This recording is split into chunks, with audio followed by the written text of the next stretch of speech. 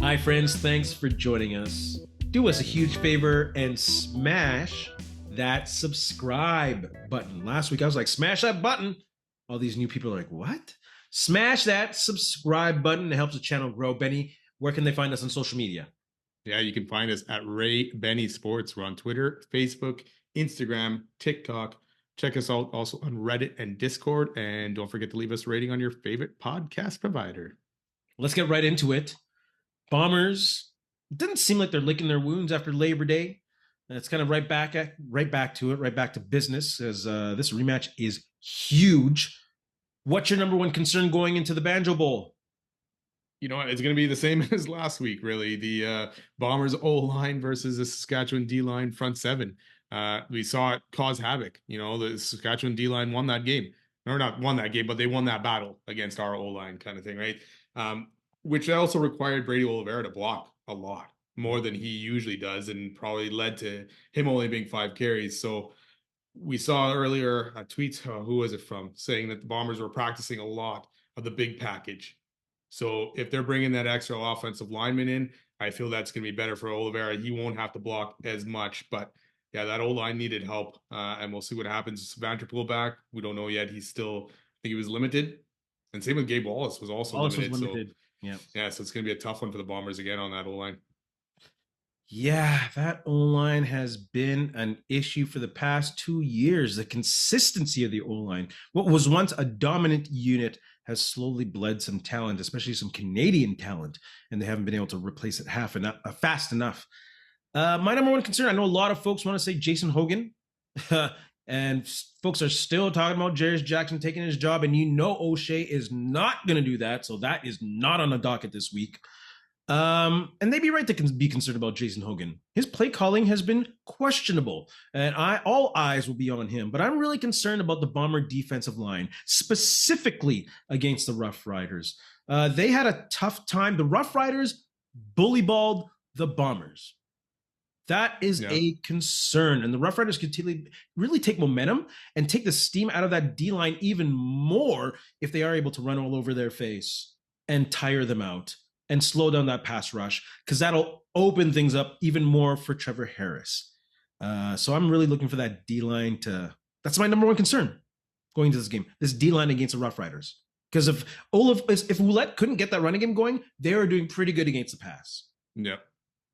Yeah, Ouellette was getting some. He only ended up, well, not only, but he had about 90 yards, right? Just under 90. So he didn't even break 100. That other dude, but he had some big runs in that game. And it was wearing the Bombers down a bit. Like we said, Andrew Harris didn't have a great game. He had that one big pass. Other than that, the Bombers kept him in check for the most part, right? Yeah. And that pass and that catch and touchdown was a lot of missed tackling going on there. So, we need a better display. We need to get some more pressure on Harris so he doesn't have time. Mario Anderson, 3 for 34, 11.3 average with 2 touchdowns. There you go. Yeah. That was a killer. And he was going off the edge for most of that. Yeah. So that defensive line has really got to pick it up. What are we most optimistic about going into the Banjo Bowl? You mentioned this a second ago, or a minute ago, whatever. The Bombers bringing in a heavy package. You know that I have been itching to see this.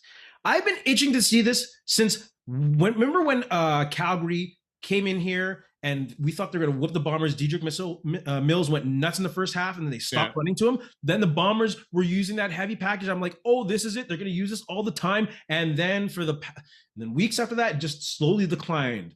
This should be a staple in their package with the trips receivers. I think this formation will befuddle Saskatchewan. What are you going to do? Are you going to play man and then play the trips, and then the strong side of the running game will have a field day with Oliveira? Or are you going to play zone and let Zach Caleros dissect the zone with 3 receivers on one side? What are you going to do? So I'm really happy to hear this. And I hope it's not a short yardage situation. This has to be a staple. And if they can't figure it out, keep pounding it. Well, yeah, we just talked about it too. We don't want Oliveira blocking as much as he did. You know, yes, you want him a few times here and there, but not as much as he did. So yeah, hopefully they use it quite a bit. Yes.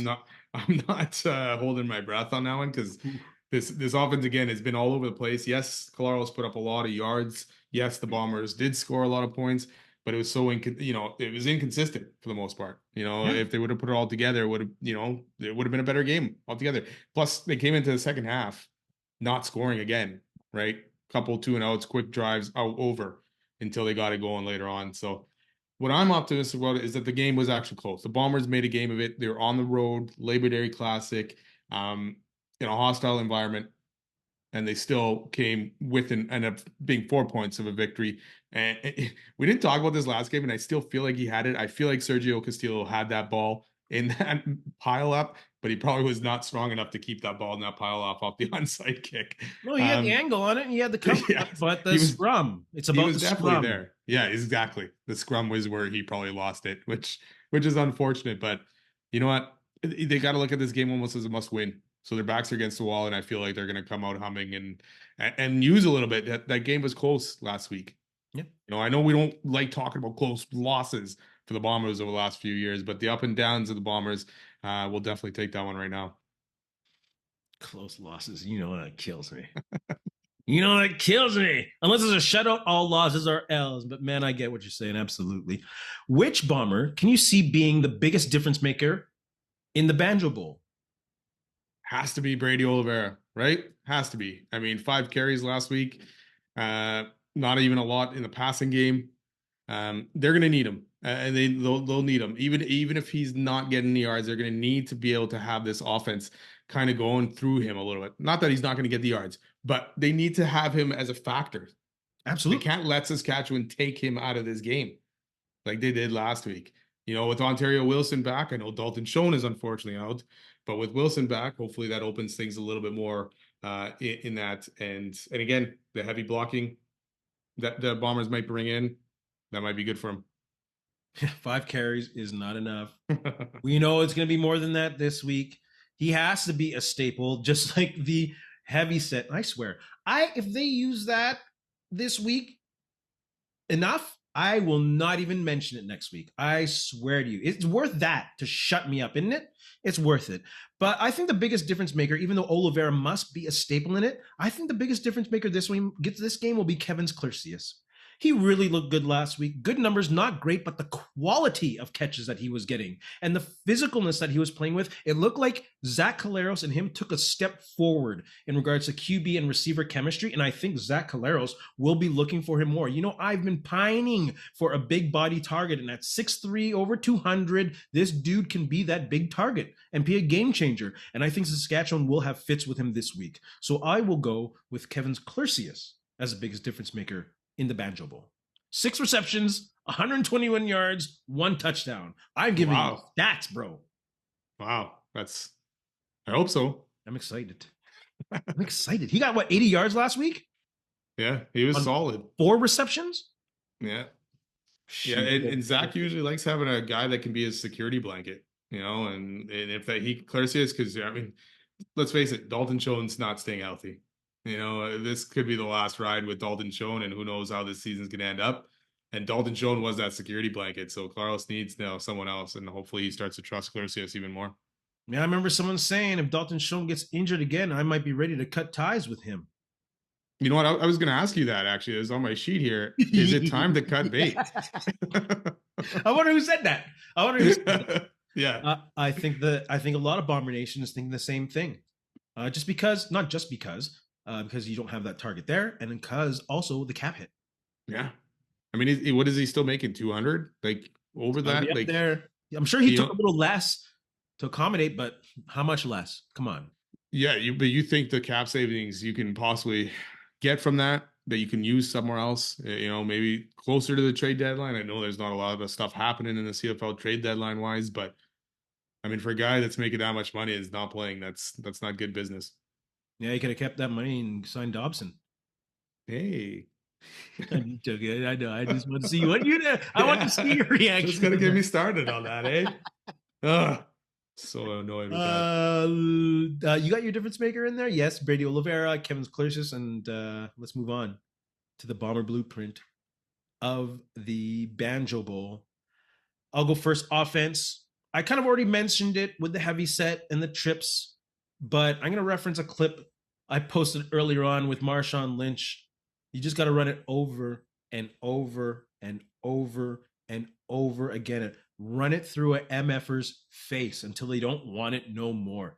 That's what they have to do. And that's what I think they will do, because that opens up everything else. It opens up the play action. It opens up the passing game. It opens up Brady Oliveira in the flats. It opens up the wide side of the field that for some reason Zach Caleros likes to keep going to. But if you have folks looking into the backfield, that might open it up a little bit. So keep running. I think they'll keep running. Yes, big day by Brady Oliveira, but bully ball wise, Blue Bomber bully ball wise, they're going to get that going. I think they'll put up a lot of yards against Saskatchewan. Saskatchewan will bend, but for most of the time, they won't break. Low scoring game for me this week. Didn't you say last week, or was that the game before with the low scoring game? I always say low scoring game, and I keep getting effed. I pretty much it started out 0-0 in the first quarter. Yeah, there was a lot of punts. There was what, six to 8 punts to start that game? I can't remember now. Yeah, I felt like a genius. At least 6 for sure. And then it just opened wide open. Then I felt like a dummy. Same thing. I think the O-line is going to have a great game. I think they're going to have a bounce back game. They're going to be better than they were last week. Last week, again, difficult situation. You're on the road. That crowd was loud. I'm going to assume there's going to be more Bombers fans in this crowd than Saskatchewan fans, even though there'll probably be some green in there.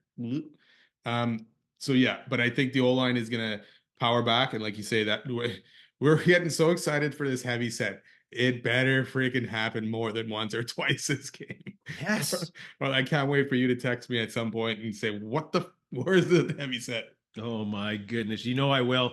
Like the first drive, if I don't see it once, I'm like, what? First play. Where's the heavy set? Yeah, where's the heavy set? I love that heavy set. Defensive blueprint. What do you think is going to go on there?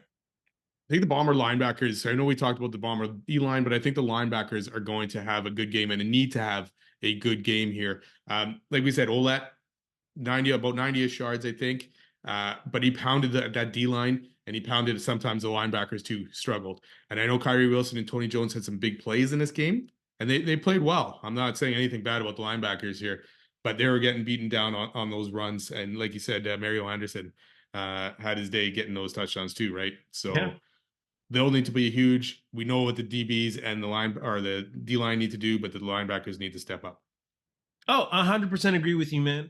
I'm going back to last week's matchup of the week that I was looking at, Tony Jones and AJ Ouellette, and I expanded it to the linebackers because also what I mentioned earlier about the defensive line, I'm not very optimistic about the defensive line. Not that I don't think they can have a good game, especially in the gut. Yeah. I think still Cam Lawson looked better. I think there's something there, but I'm still worried about the middle of even with Jamal Adams. If Jamal Adams is raring to go, I think that'll still be an issue. So I think the linebackers will have to be shedding those blocks. Will have to be forcing their way to stop Ouellette 2 to 3 yards from the line.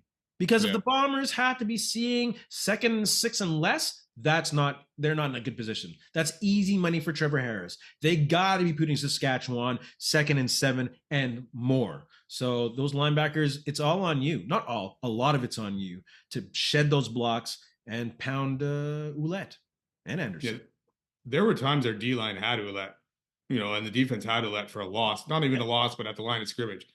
And then all of a sudden he's coming up with 5 or 6 yards on the run, right? And it just happened way too often. So he falls forward hard. Yes. Yeah. Just like Andrew Harris. Maybe that's the thing he could. No, we've seen that before from Ouellette. But remember how Andrew Harris is like, oh, you're stopped at the line, but he will push and he'll get an extra 2-3. Well, there was one comment, I think, in the broadcast. I can't remember who said it, but they were like, what Ouellette was his patience. And they're crediting Andrew Harris for that he must have worked with Ouellette to find that patience. Because there was a play, yes, he waited, found his hole, and then got a good gain out of it. So yeah, he had a solid game for Saskatchewan, and I think he was their difference maker on offense. And notice that doesn't happen as much with Oliveira and this O-line. And I don't think it's on Oliveira. I just think it's the chemistry that Andrew Harris and Oliveira also had with previous lines that just is not there. Where you can wait and oh, here it's coming, it's going to develop, then I go. But it just doesn't seem that that's there as much this year. Yeah, there was a few plays last week I was yelling at Oliveira, like, what are you doing? Like, he would wait, and then all of a sudden he's getting tackled. It's like, dude, you have to make a decision at some point. And I guess, like you're saying, he's not seeing that whole opening the way he thought it would be, and he's second guessing himself a little bit there, right? So he's sometimes just gotta.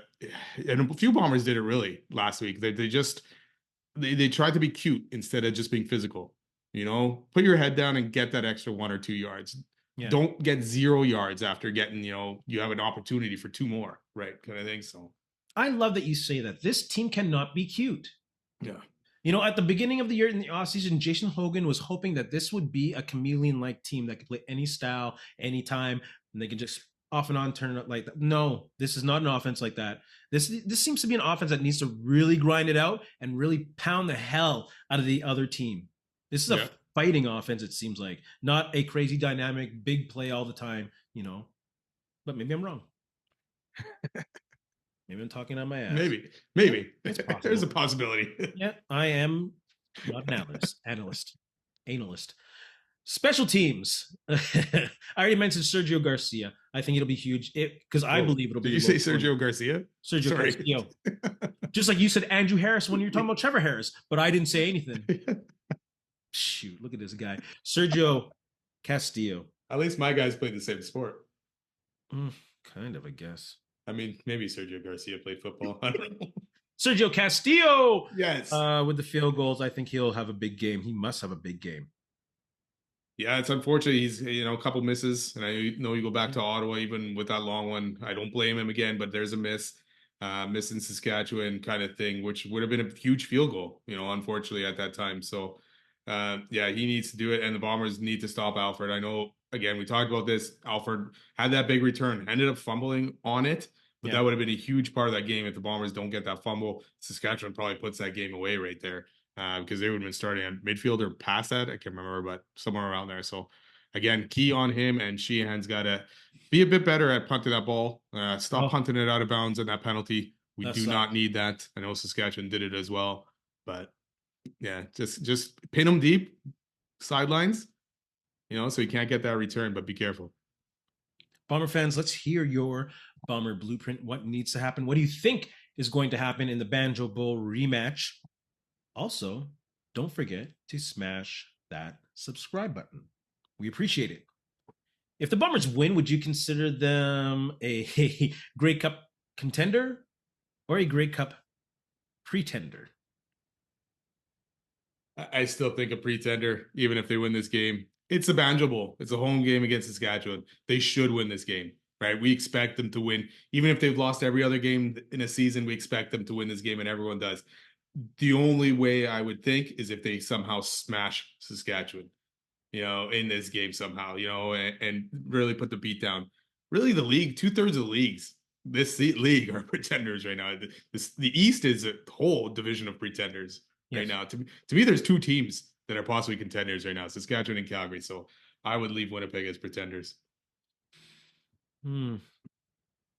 If the Blue Bombers win this week, I am going to put them as contenders. I think winning against Saskatchewan, the first place team at 9-2 right now, will be huge. And I think just, screw stats, screw any of that common sense garbage. Again, I'm not an analyst. I just think winning Banjo Bowl going into this home stretch of the season, that'll be a big kick for the Bombers, and I think they'll roll. So based on a little bit of beer and stupidity, I think the Bombers are going to roll if they win this game, and they will seriously be contenders, whether they go to the East or the West, even though they are so far 0-3 against the Eastern teams in the playoffs recently. I think they'll roll. Yeah, and they got the Ticats next week, so the Ticats ain't looking good right now. Well, they are looking good. They just haven't won. Yeah, well, they've lost. Yeah, well, that's what I said about pretenders. Hamilton lost 3 in a row now. Oh, wait till you hear my hot pick prediction later. All right. But let's move on to which weekend matchup holds the most weight in the CFL. Let's move on to some CFL talk. What do you think? I was trying to pick a different game, but I had to go back to Winnipeg, Saskatchewan. Just because if the Bombers lose this one, first place is going to be a hard reach for the Bombers at 6-6 and with Saskatchewan at 10-2.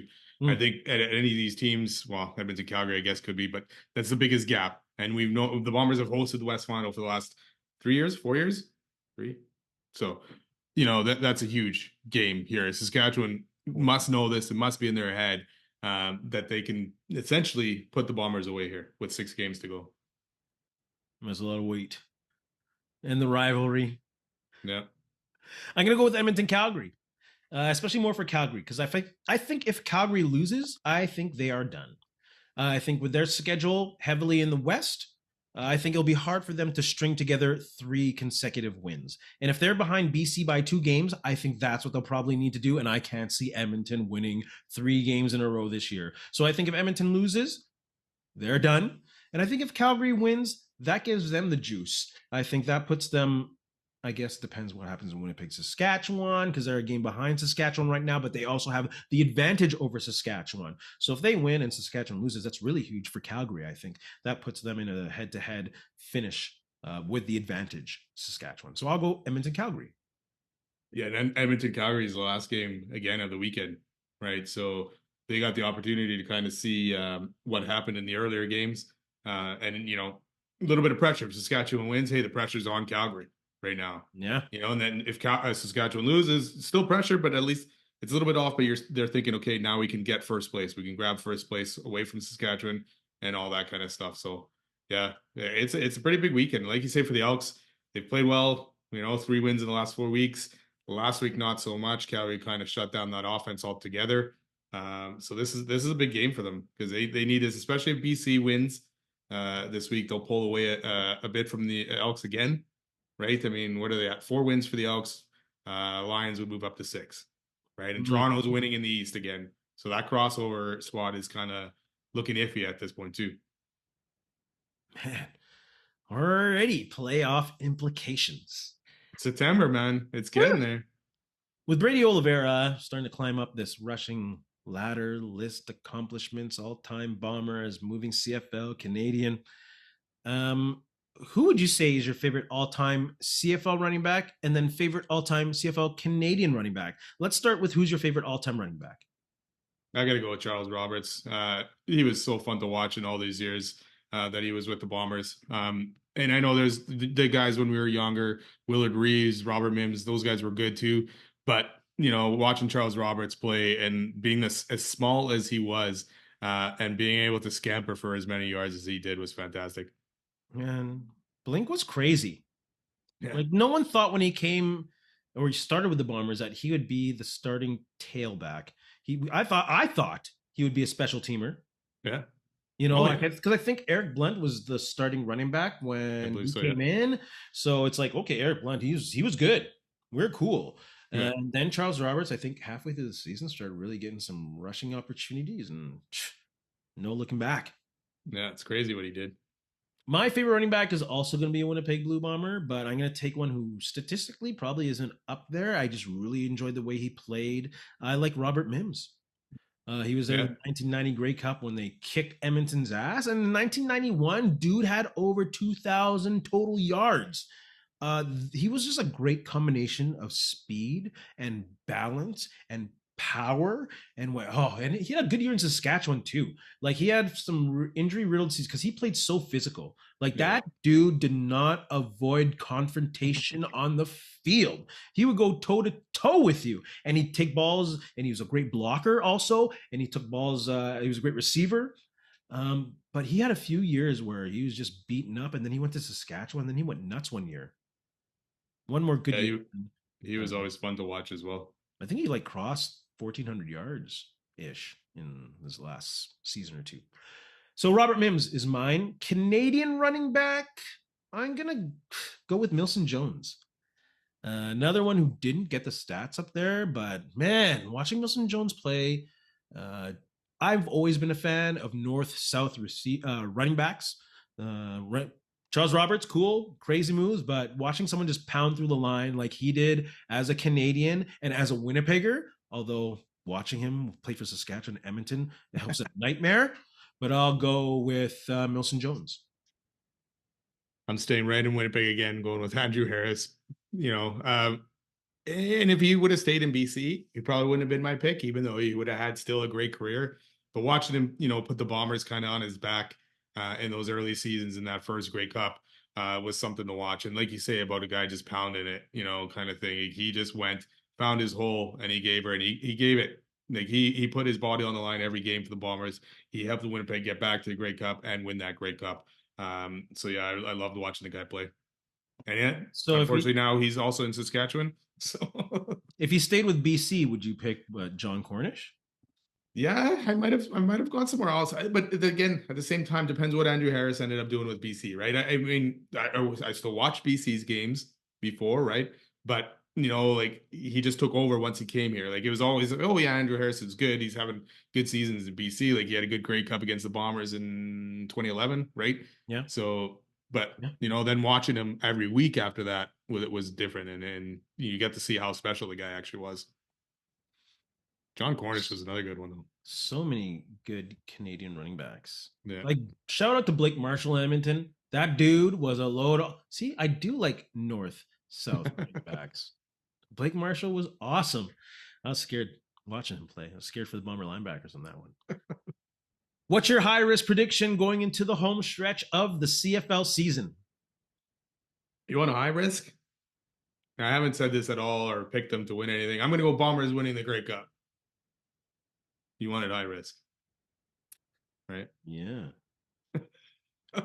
That's interesting. Did you pick them to go to the Grey Cup in your Grey Cup prediction? No, I don't even think I picked them to make the West Final. I can't remember. So are you changing now your Grey Cup prediction? No, you just want to. I don't know. I think I changed it already, right? I think I stuck with BC and went to Hamilton, right? Instead of Ottawa. But right? No.